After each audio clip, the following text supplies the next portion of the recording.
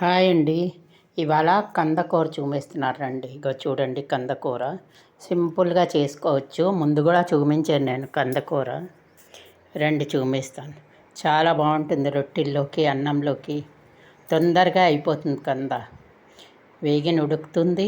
కూర చాలా బాగుంటుంది. రండి చూపిస్తాను. ఇక చూడండి, నేను అరకిలో కంద తీసుకున్నాను. శుభ్రంగా కడిగేసాను. కడిగేసిన తర్వాత ఇప్పుడు దీనికి తొక్క తీద్దాం. ముందు చేతికి నూనె రాయాలి. చేతికి కత్తికి నూనె రాసాక ఏ నూనెనా రాసుకోండి. రాసిన తర్వాత ఇది తొక్క తీస్తాను. తొక్క తీసిన తర్వాత తరిగాక చూపిస్తాను. చూడండి, మీరు దేనితోనే తొక్క తీయండి. ఎలాంటి చిన్న పెద్ద ఎలా ముక్కలైనా తరగండి. రండి చూపిస్తాను. ఇక చూడండి, నేను అరకిలో కంద ఇలా తరిగేసాను.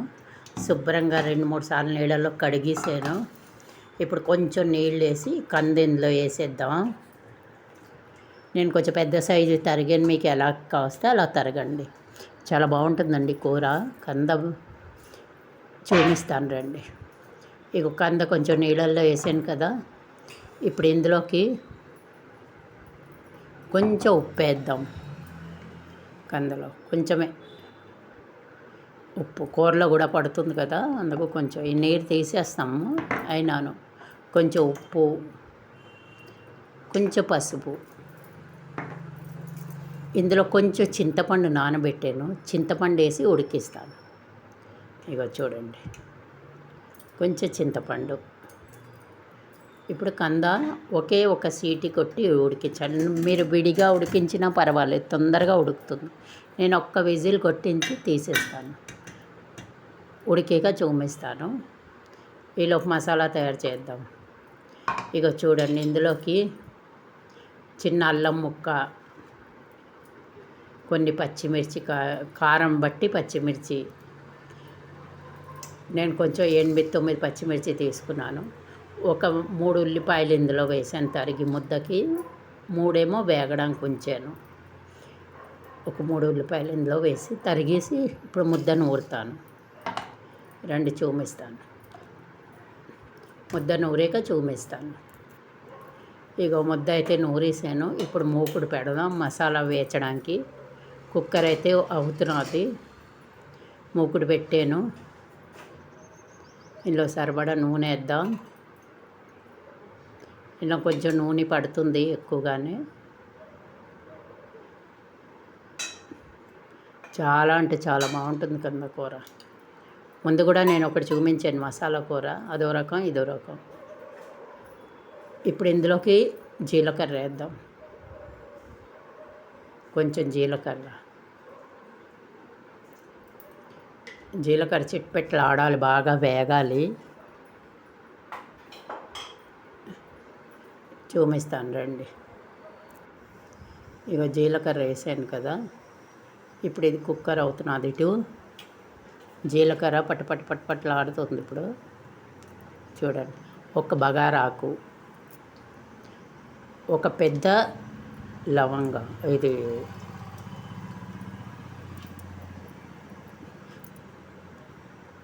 పెద్ద యాలకులు, చిన్న యాలకులు. పెద్ద యాలకులు వేసాను ఒకటి, చిన్న యాలకులు 3, ఒక దాల్చిన చెక్క. ఇప్పుడు ఇది వేగనిద్దాం. కొంచెం వేగాక చూపిస్తాను మీకు. కొంచెం బాగానే వేగాలి. జీలకర్ర, దాల్చిన చెక్క, పెద్ద యాలకులు, చిన్న యాలకులు వేగుతున్నది కదా. ఇది వేగింది బాగానే, చూసారు కదా. ఇప్పుడు ఇందులోకి ఉల్లిపాయలు వేద్దాం. ఉల్లిపాయలు 3 ఉల్లిపాయలు తరిగి ఉంచాను. ఇప్పుడు ఈ ఉల్లిపాయలు ఎలాగైనా తరగండి, సన్నం కొంచెం వేగాలి. ఉల్లిపాయ మాడద్దు. ఇగో కుక్కర్ అయిపోయింది. ఇది కూడా ఈ మసాలా తయారీలోకి కుక్కర్ కూడా అయిపోయింది. చూపిస్తాను, ఆర్పేస్తాను గ్యాసు. ఇప్పుడు ఉల్లిపాయలు వేయించుదాం. ఇది బాగా వేగాక చూపిస్తాను ఉండండి. ఇప్పుడు ఇందులోకి కొంచెం పసుపు,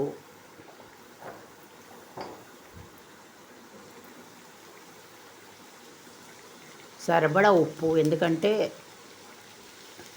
అందులో కూడా ఉప్పు వేసి ఉడికించాను కదా, అందుకు ఇందులో సరిపడా చూసుకుని కావస్తే వేసుకోండి.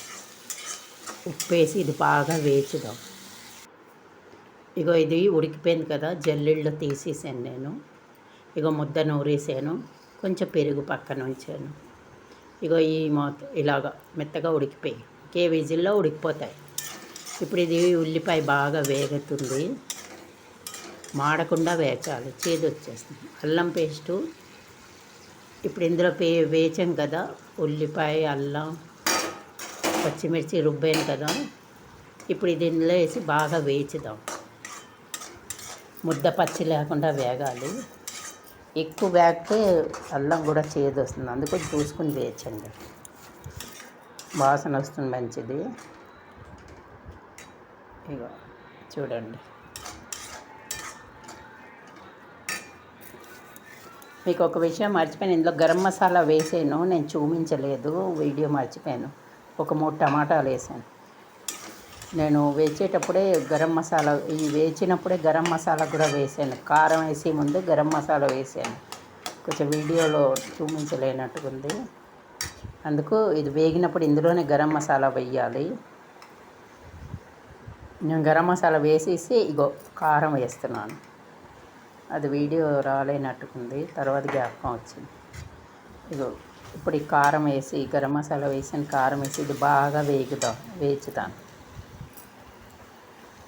వేగింది కదా, ఇందులో కొంచెం పెరుగు, ఒక 2-3 చింతపండు ఉడిగించేసాం కదా, అందుకు 2-3 చెంచాలు పెరుగు.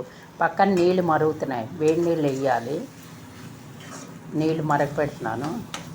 ఇప్పుడే నా కూరల్లో వేడి నీళ్ళు వేస్తే చాలా బాగుంటుంది, ఉడుకుతుంది, బాగుంటుంది కూడాను. నీళ్ళు మరగపెడుతున్నాను. ఇది బాగా వేగింది, మసాలా, పెరుగు, టమాటాలు, పసుపు, కారం, ఉప్పు అన్నీ ఇగో నీళ్ళు మరుగుతున్నాయి. ఇప్పుడు ఈ నీళ్ళు ఏమో ఇందులో వేసేద్దాం. బాగా ఉడుకుతుంది, చాలా బాగుంటుంది, రుచి కూడా వస్తుంది. చన్నీళ్ళ కంటే వేడి నీళ్ళే వేయాలి కూరల్లో. కానీ అన్నం ఉడికాక, అన్నం బియ్యం కడిగాక వేడి నీళ్ళు వేసి వండండి, చాలా బాగుంటుంది. ఇగో చూడండి, ఈ నీళ్ళు పోయిస్తాను. ఇప్పుడు ఇది ఉడకనిస్తాను, కొంచెంసేపు మూత లేకుండానే ఉడకనియాలి. ఇగో ఆ మసాలా ఉల్లిపాయ అవి రుబ్బాను కదా, ఆ నీళ్లు కడిగి మిక్సీ కడిగి ఆ నీళ్లు కూడా కొంచెం వేసాను. ఇప్పుడు ఇది తొందర మీద ఉడుకుతున్నది, చూడండి బాగా ఉడికి దగ్గరికి వస్తుంది. ఇగో ఇలాగా చూసారు కదా. ఇప్పుడు మనం ఇది వేసేద్దాం, ఉడికించి ఉంచుకున్నాం కదా, ఇక ఈ ముక్కలు వేసేద్దాం. మీరు ఒకసారి చేసి చూడండి, నేను 2 రకాలు చూపించాను, ఇలా చేసి నాకు బాగుంటుంది కూర. ఇప్పుడు ఇది మూత పెట్టి దగ్గరగా ఉడకనిద్దాం. ఆ పులుపు, కారం అంతా అందులో కూడా మసాలా పడుతుంది. ఇప్పుడు 10-15 నిమిషాలు మూత పెడదాం, రండి చూద్దాం ఎంతవరకు వచ్చిందో. ఇగో దగ్గరగా ఉడికింది, ఒక్క పిసర్ నీరు ఉండాలి, జారుగా, మొత్తం గట్టిగా కూడా బాగుండదు. చూడండి, కందకూర చాలా బాగుంటుందండి. కందకూర రొట్టెల్లోకి అయితే మరీ బాగుంటుంది, అన్నంలో, రొట్టెల్లో, దేంట్లో. మీరు చిన్న ముక్కలు తరిగి విడిగా కూడా ఉడికించుకోవచ్చు. నేను పెద్ద ముక్కలు కావాలని తరిగాను. ఇక బంద్ చేసాను గ్యాసు. ఇప్పుడు గిన్నెలో తీసేద్దాం, చూపిస్తాను. గిన్నెలో తీసేసి లైక్, సబ్స్క్రైబ్ తప్పకుండా చేయండి. టేస్టీ కందకూర చూశారు కదా. ఈసారి ఇప్పుడు కంద బచ్చల కూర చూపిస్తాను, నేను చూపించలేదు.